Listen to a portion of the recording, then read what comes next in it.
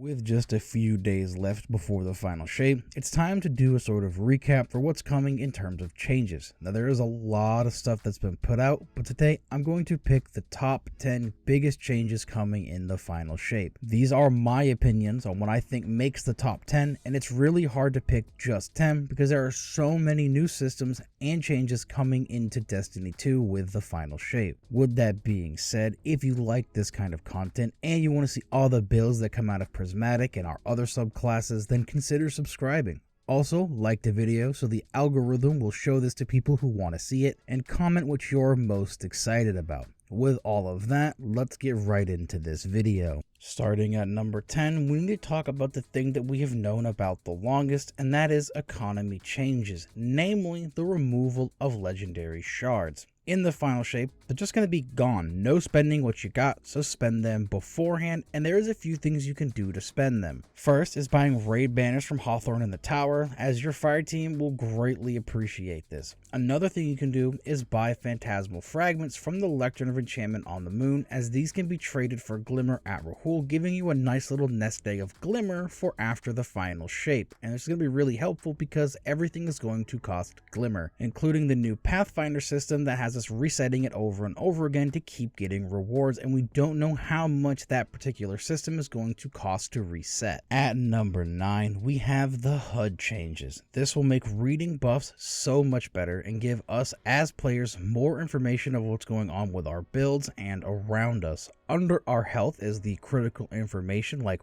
raid wipe mechanics and stuff to that degree. To our left, where we currently have all of our buffs now, is going to be armor buffs and subclass buffs. Things like restoration and surges, or even your exotic armor stuff like the traits, for example, cross counter for your liar's handshakes, things like that. Finally, directly above our super bar is going to be weapon buffs like rampage and even origin traits, stuff to that degree that a lot of people would like to just have more information on more of the time, and that's exactly what this is going to do. This is something a lot of players have wanted for a long time, and we can only hope that it gets better as time progresses and we can neaten things up just a little bit. At number 8, we have the new Pathfinder system. This is a system they are making to replace our bounties for our ritual vendors like Zavala, Shaxx, and Drifter, and will include Vanguard Strikes, Nightfalls, Onslaught, Gambit, and Crucible. You will have 20 objectives divided into 5 tiers of challenge. By completing these, you will make a path to the big reward at the end, which we can reset with Glimmer.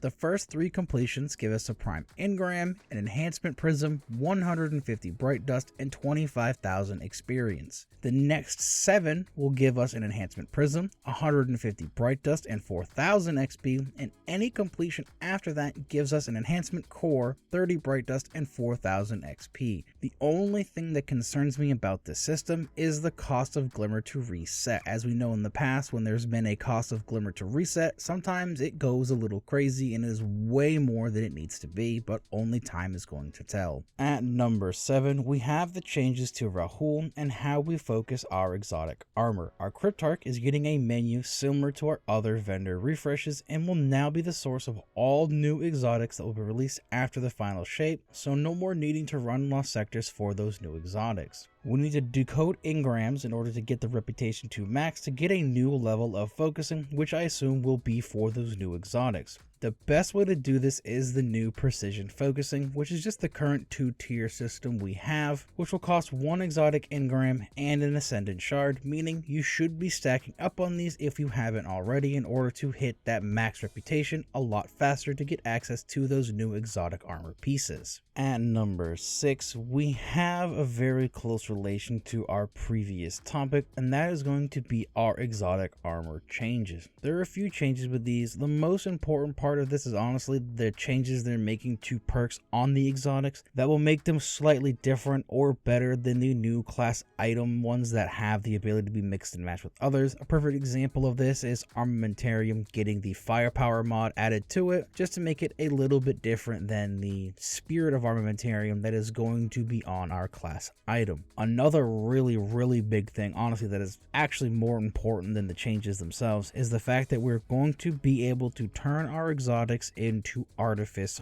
armor, giving it that bonus to stats, giving us the ability to build stats better for our certain builds. To do this, you must have a fully masterwork piece of exotic armor that's just maxing it out to the 10 energy, and then spend an exotic cipher and 10,000 glimmer. Hopefully, they're going to have more ways for us to earn exotic ciphers aside from just the once a weekend quest that we get from Xur, as we're going to be spending a lot of these exotic ciphers in the final shape to round out our builds. At number 5, we have the massive weapon changes. I'm not going to go over all of them because it is a massive wall of text, but some good takeaways are that pulse rifles are getting a 20% buff overall and then a 15% buff to just red bar, so they're probably going to be very good. Just about every single weapon type is getting buffed to some degree, although Sunshot, Polaris Lance, Trinity Ghoul, and Graviton Lance are getting a 10% damage reduction to their splash damage. Bastion is getting a rework to play off of and into melees, and Lament is getting nerfed in its healing and heavy damage. And that's just to scratch the surface. There's so many changes that are coming with this, like I can't even list them all. Another really good one actually is Ariana's Vow is going to be able to ignite barrier champions and things with solar shields, so like those solar hive shielded wizards, whatever you want to call them, you shoot them once with Ariana's Vow and they're going to go kaboom. And I am actually really excited for this because the first build I ever made on my channel was a Lucky Pants Ariana's Vow build, and I cannot wait to redo that with all the new systems we have in place, because that was before we had the aspects and fragment systems for our light subclasses. So I'm really excited to give that another crack now that I'm a little more experienced in this whole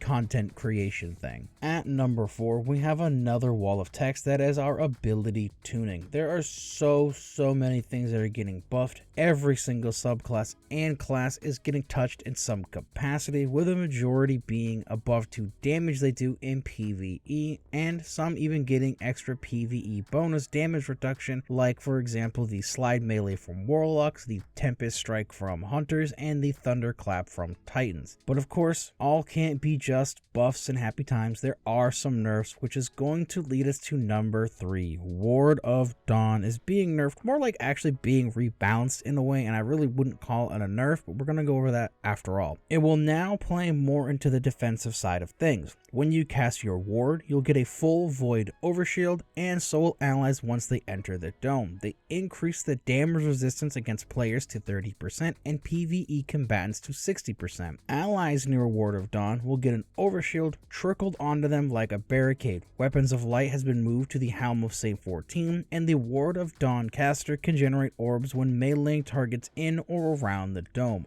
Overall, I actually think the changes to Ward are really good, and it's going to give it a lot of usage now. I feel like this is definitely the best defensive option that we're going to have to use no matter what, and I actually really am excited to make a bubble build after so long of it just not being very good. At number 2, we're going to be going over the Well of Radiance changes. They want Well to be more focused on dealing damage, so when you exit the Well, you will get 8 seconds of Radiant, but you have reduced healing in the Well. You also have reduced damage reduction from non-bosses to 20% and bosses to 10%, but hey, they increase the heal on cast and the amount of orbs we make, so I guess that's something. And finally, at number 1, and the thing that I am most excited about, is the stasis changes that are coming. We are finally getting that new keyword Frost Armor, which will give us a 4.5 damage reduction per stack that gives us up to 5 stacks when we pick up a Stasis Shard with the new reworked Harvest aspects. They reworked and buffed some fragments, as well as making a few new ones to go and play into Frost Armor and Stasis Shards,